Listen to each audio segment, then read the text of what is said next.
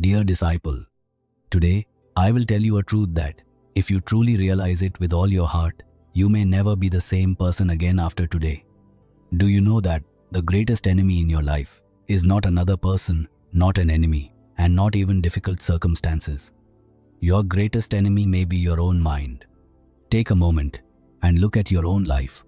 How many times has it happened that there was no real problem, yet a single thought stole all your peace? A fear, a doubt, or an old memory. And within moments, your mind became restless. Look, dear disciple, many times it is not the world that causes us the greatest suffering. It is our own mind. That is why, more than 2500 years ago, Gautama Buddha devoted his life to understanding the human mind. He did not try to change the world. He first understood his own mind. And that is why, even today, his teachings continue to transform the lives of millions of people.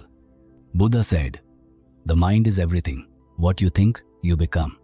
This is not merely a beautiful quote. It is one of the deepest truths about human life. Modern psychology says the same thing. Your thoughts create your emotions. Your emotions influence your decisions. And your decisions gradually shape your future.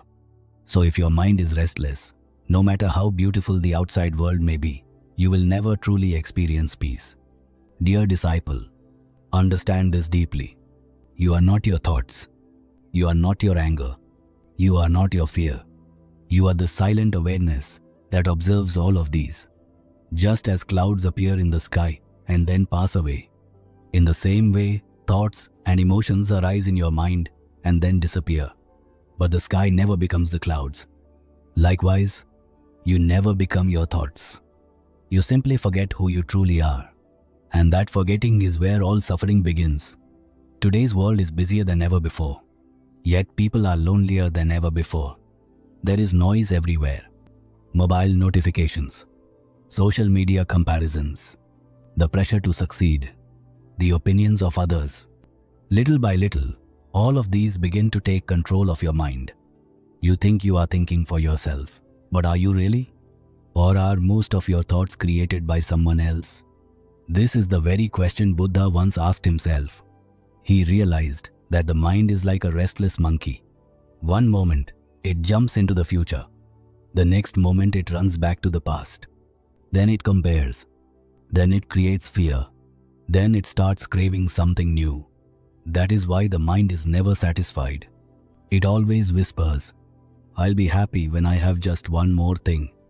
But the moment you get that thing, the mind immediately begins chasing something else. This is how people spend their entire lives running. Yet they never find peace. Buddha said, "The one who follows the mind can never be free. The one who observes the mind discovers the path to freedom." Dear disciple, from today onward, do not fight your mind, because the more you fight it, the stronger it becomes. Instead, observe it. When anger arises, tell yourself, "I see my anger." When fear appears, say, "I see my fear."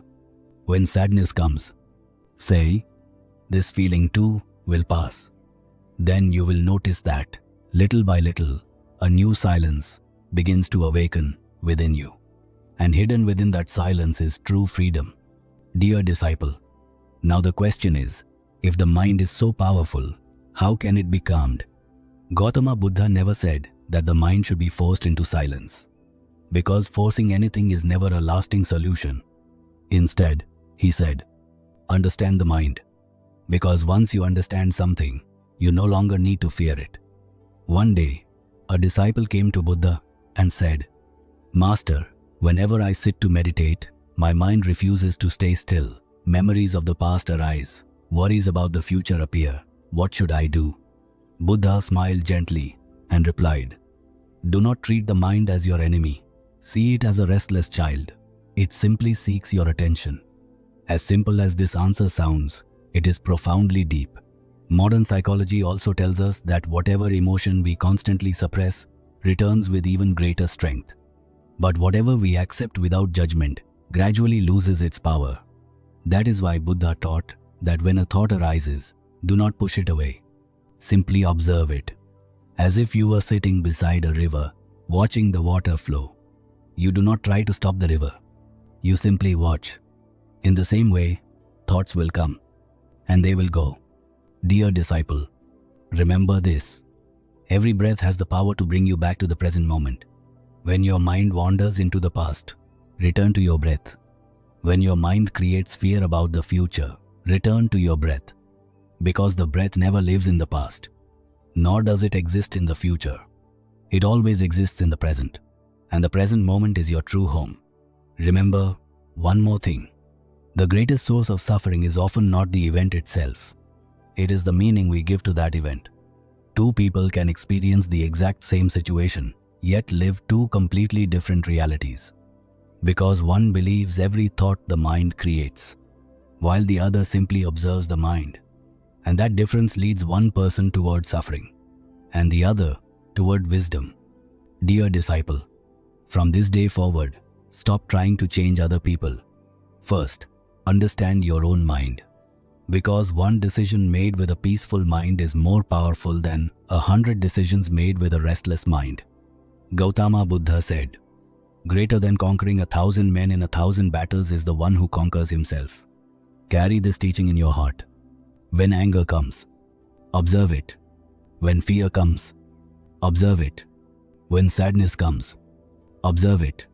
Little by little, you will realize you were never your anger. You were never your fear. You were never your sadness. They were only passing waves. And you are the vast ocean in which every wave arises and eventually disappears. So from today onward, stop trying to conquer the outside world. Begin the journey of understanding your own mind. Because when the mind becomes peaceful, life begins to change. And when life changes, you begin to see the world through new eyes. Remember this, dear disciple. Peace is not hidden somewhere outside of you. It has always existed within you. Only your mind has been standing in front of it like a curtain. Today, choose to lift that curtain. Love your mind. Understand it. Observe it. And one day, you will discover that the peace you spent your whole life searching for was quietly waiting within your own heart all along.